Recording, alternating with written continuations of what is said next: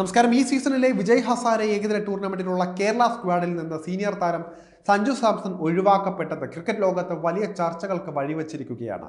വിജയ് ഹസാരെ ട്രോഫിക്ക് മുന്നോടിയായി സംഘടിപ്പിച്ച കേരള ടീമിന്റെ ക്യാമ്പിൽ സഞ്ജു സാംസൺ പങ്കെടുത്തില്ല എന്നും ക്യാമ്പിൽ പങ്കെടുത്ത കളിക്കാരെ മാത്രം സ്ക്വാഡിലേക്ക് പരിഗണിച്ചാൽ മതി എന്ന KCA തീരുമാനം സഞ്ജുവിന്റെ പുറത്താകലിന് കാരണമായി എന്നുമാണ് റിപ്പോർട്ടുകൾ വരുന്നത്. ഏതായാലും ഇത് ക്രിക്കറ്റ് ലോകത്ത് കത്തുന്ന വിഷയമായി മാറിയിരിക്കുകയാണ് ഇപ്പോൾ.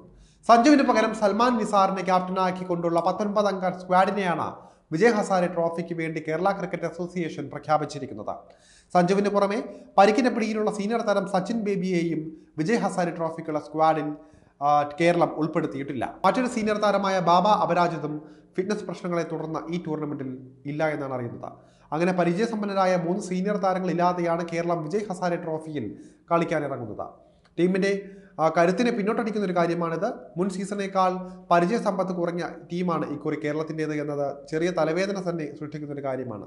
സഞ്ജുവിൻ്റെയും സച്ചിൻ ബേബിയുടെയും അഭാവത്തിൽ സൽമാൻ നിസാറിലേക്ക് കേരള ക്രിക്കറ്റ് ടീമിന്റെ ക്യാപ്റ്റൻസി എത്തുകയായിരുന്നു. കഴിഞ്ഞ കുറച്ച് നാളുകളായി ആഭ്യന്തര ക്രിക്കറ്റിൽ മികച്ച രീതിയിൽ കളിക്കുന്ന സൽമാൻ നിസാറിന് അർഹിച്ച സ്ഥാനം തന്നെയാണിത്.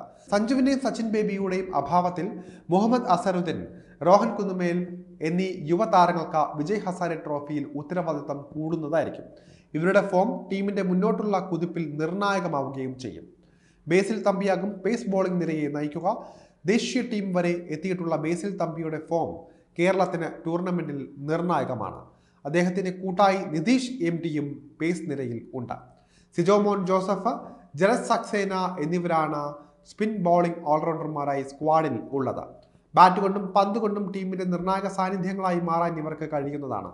പ്രഥമ കേരള ക്രിക്കറ്റ് ലീഗും പിന്നാലെ സയ്യിദ് മുഷ്താഖ് അലി ട്രോഫിയിലും മികച്ച രീതിയിൽ പന്തിറങ്ങിയ അഖിൽ സ്കറിയയും കേരളത്തിന്റെ പ്രതീക്ഷയായിട്ടാണ് നിലകൊള്ളുന്നത്. വിജയ് ഹസാരെ ട്രോഫിയിൽ കേരളത്തിന്റെ മത്സരങ്ങൾ ഇനി എങ്ങനെയൊക്കെയാണെന്ന് നോക്കാം. ആദ്യ മത്സരം ഡിസംബർ 23-ാം തീയതി ബറോഡയ്ക്കെതിരെയാണ്. രണ്ടാമത്തെ മത്സരം ഡിസംബർ 26-ന് മധ്യപ്രദേശിനെതിരെയും. ഡൽഹിക്കെതിരെയാണ് മൂന്നാം മത്സരം, അത് ഡിസംബർ 28-ാം തീയതിയാണ്. ഡിസംബർ 31-ന് ബംഗാളിനെതിരെയാണ് കേരളത്തിന്റെ പോരാട്ടം.